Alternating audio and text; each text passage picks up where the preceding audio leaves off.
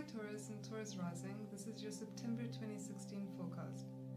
So this month a lot is happening. We have two eclipses, a solar eclipse in your 5th house, which is an intense, supercharged new moon in your house of romance and pleasure and fun. And we have a full moon, which is going to be culminating energies happening in your 11th house of friendships, groups, and also the house where you receive benefactors and assistance from other people, the house of hopes and dreams. So a lot of energy and excitement just with the eclipses, and they can often bring unexpected events, things that we didn't anticipate beginning or ending. And so this is kind of a clean sweep happening in the sky before the equinox on the 22nd of September. So that would be the start of spring or fall, depending on where you are in the world. So let's look at the month little bit by little bit, day by day. So the sun is in your 5th house, where it's joining Mercury retrograde. And so the 5th house is the house of pleasure, romance, fun. It's what we do, for enjoyment and, where we let our hair down. So it's the house of entertainment and recreation and children and love and passion and romance. So with the solar eclipse happening here in your 5th house, it's possible that there would be the start of a new relationship. Mercury retrograde might even be rekindling an old flame, so a previous lover might show up on your doorstep. So full of eclipses can bring a lot of surprises in this respect. With Mercury retrograde in this house, also, you might want to reconnect with old creative projects that you once enjoyed, or creative pursuits that you once enjoyed, or think about picking up a new craft. Also, if there's some passion project or personal business project that you're working on, Mercury retrograde in the 5th house is going to give you a good chance to refine that business plan and project. So to perfect it, going over all the details, making sure the presentation is perfect, so that by the time Mercury goes direct at the end of the month, you can use it to launch it.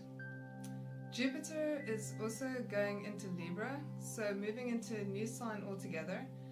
And so in Libra, this is going to open up a lot of energy for socializing and networking. Jupiter will be moving into your 6th house, which is the house of work. So this should lead to a phase where you're really going to get satisfaction and purpose out of work, which is fulfilling. You'll also find that you're more supported and assisted by other people, and in turn that you're supporting and assisting other people as well. So this will be a good placement of Jupiter for you for, like I said, rewarding work, purpose, and work that's ultimately very fulfilling. Okay, so with the full moon happening in your 11th house, this is the house of friendships, groups, and like I said, it's the house of hopes and dreams. So full moons can show things culminating. So if you've been trying to resolve an issue with a friend, this could heighten emotions around that issue. It may also be that you lose a friend, but that's not necessarily the case. But things will reach some kind of a peak if this has been an ongoing theme. It could also in a way show the development of some sort of group-related project or social project, something humanitarian where you do something where you're of service. So it could also be the culmination of something like that. So your social houses are being triggered this month. So there's bound to be a lot of social activity, mingling, and because the 5th and the 11th house relates to romance and friendship, it's quite possible that a friend will become a partner or a lover, or like I said, even like a old flame might show up on your doorstep and a romance could get kindled from that. So lots happening this month. Let's look through it day by day. So with the solar eclipse happening on the 1st of September, there's some difficult aspects to Saturn. This can show a bit of restriction, confusion and uncertainty, and for you it's going to be in the house of joint resources. So these factors can link to romance and pleasure, so perhaps there's a bit of a power dynamic, or there's unequal resources between you and somebody else, or it's possible just that you don't have the money that you want to launch a creative project that you feel passionately about. And the sun and the moon will also be opposing Neptune during the solar eclipse. This because it's involving your social houses, this can mean a friend or possibly a new romantic partner maybe misleading you, or that there's miscommunication. So just make sure somebody is legit. And, try and communicate as clearly as you can, especially with Mercury retrograde at this time, so that you're not misunderstood. So on the 2nd of the month, Mercury will conjunct Jupiter in your 5th house. So this is, like I said, going to be a good month for going over creative projects, and this aspect highlights that. So if you're wanting to, revisit old business and, where we're having a fresh and broad view of it, then this is a good aspect for that. It's also going to be good for, like I said, revisiting or rekindling an old romance, or just having a fun outing. So go somewhere that you love and do something that you enjoy, or that you enjoyed in the past but haven't done in a while. So on the 7th, the Sun will trine Pluto from your 5th to your 9th house. This is a very strong, revitalizing energy. It's going to give you a lot of vigor and enthusiasm and purpose, and it's going to be around things that you do for creativity and fun, and the houses of travel, learning, and teaching and publishing possibly. So if you want to push an agenda like that, like I said, this could give you a kind of strong instinct for something that you want to study, or a destination that you want to visit, or like I said, if you want to publish something or take something up in that arena, you'll really feel focused and energized around something that you feel that strongly about now. So on the 9th of September, Jupiter goes into Libra.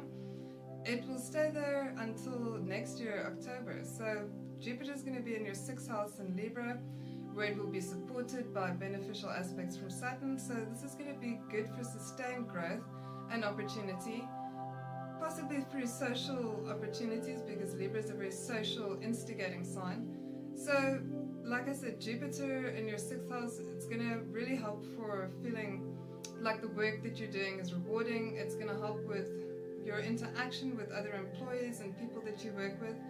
And so you'll really be getting a lot of job satisfaction out of this placement of Jupiter, and you'll be able to advance your kind of work agenda quite diligently. It's also a very good placement for health and well-being. So if your health has been through a difficult patch in the past, then Jupiter in this house is going to help stabilize health matters considerably. So on the 10th of September, Saturn squares Neptune. It's between your 8th and 11th houses. This aspect has been with us all year, and it has been creating a lot of uncertainty, confusion, doubt, and also unnecessary obstacles, delays, restrictions. So this aspect is making its last pass at this time. So, it will be really great to see it on its way. And, so once this aspect goes, it's going to be easier to achieve confidence and a sense of surety. And all those unnecessary obstacles and delays and restrictions should free up as well. So things are going to lose that nebulous, confused aspect. Okay, so on the 11th of September, Venus is going to square Pluto. This aspect can show a bit of a power struggle or dynamic, so you may be being pushy or domineering, or find that somebody else is behaving in this manner. So don't push too hard, try and share your toys. And the 12th has Mercury squaring Mars, also a bit of an irascible, irate aspect. Mercury and Mars together in difficult aspect can produce harsh words, angry outbursts, kind of a biting tongue. So if you've been sitting on things, and often that's the case with Mercury retrograde, you may suddenly lash out at this time. But this is also a constructive aspect for problem solving. So apply your energy on somewhere where something needs fixing, so use it for, like I said, something that you need to kind of energetically solve, and you'll get a lot of benefits out of this aspect that way. So the full moon eclipse is happening on the 16th of September, and it's going to be in Pisces and in your 11th house. So like I said, the 11th house being the house of friendship, hopes and dreams. So you may find, like I said, an issue that you've had with a friend, or even a hope, something like a dream that you have that you want to achieve. something that you're hopeful about, could come to a pinnacle at this time. Emotions can be quite supercharged, and there are difficult aspects with Mars. So the Sun and the Moon are both squaring Mars. So again, because this is your house of friendship, you might want to just anticipate possible, angry words and argumentation, and maybe just a bit of hot-headedness around an issue with a friend. So just be aware of that at this time, because eclipses are supercharged full moons, and emotions are already a little bit more volatile at this time, and these Mars aspects are just going to incite that. So on the 17th, Mars is going to trine Uranus, and that's an aspect that's also pronounced in the eclipse. So the full moon eclipse now. So this is actually again a great aspect for taking a new direction, for kind of changing your focus from one thing to another, and being quite pioneering and original and brave. So again, a good aspect for problem solving, for taking a new direction. So that can be quite helpful. And so if you are feeling hot under the collar, rather channel that energy also through physical exercise, or just pushing your drive down somewhere into an avenue where, that energy is really going to get you results. On the 18th and the 19th, there's some aspects between Venus and Uranus and Mars. These are going to show possibly you trying something new, something unconventional. This can be a good aspect for dating, so do something that you wouldn't consider, or go on a date with someone that you wouldn't ordinarily consider, or just do something out of the ordinary. Venus and Mars will be in sextile on the 19th, and this is very good for social cooperation in the workplace. It's a very social aspect, but it's also good for chemistry. So the 18th and the 19th would be good for going on a new date, certainly, or trying something new. And bar that, because it's happening in your house of work too, good for teamwork and cooperation and getting things done in a spirit of togetherness. So between the 20th and the 23rd, Mercury will trine Pluto from your 6th to your 9th house, and this is going to happen just before Mercury goes direct on the 22nd. So if you need to pull something together, like I said, Mercury retrograde, a good time to go over projects and make sure of your details, and look at everything under a magnifying glass, and really spit and polish and perfect. So this aspect is going to be good for pulling things together, especially before Mercury goes direct, which is when you want to actually launch something like that. Just give Mercury a few days to pick up speed. And so on the 23rd, the Sun will be in Libra in your 6th house, pushing the emphasis from the 5th to the 6th, which says work and health will be the focus. But the time when you want to launch the project, if there is something that you have been working on quite diligently, is on the 26th, when the Sun will conjunct Jupiter. This will be in your 6th house, the house of work.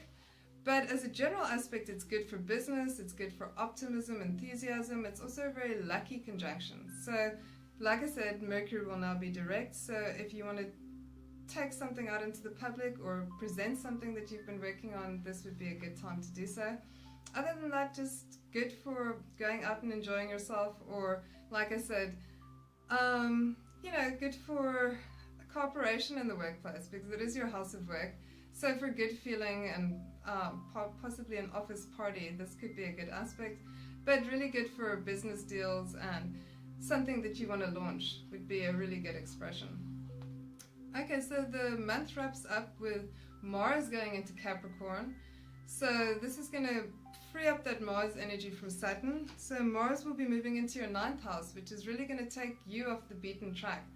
So Mars in Capricorn in the 9th, so that's going to make you feel pretty adventurous, and like I said, with a taste for things that are exciting, maybe even a bit risque.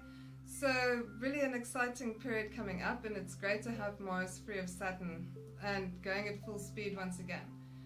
Okay then, if you've enjoyed this, please subscribe to my channel. I'd really appreciate it. And if you'd like to find out more information on the solar eclipse, you can visit my website for a comprehensive article, or you can book a consultation also through my website.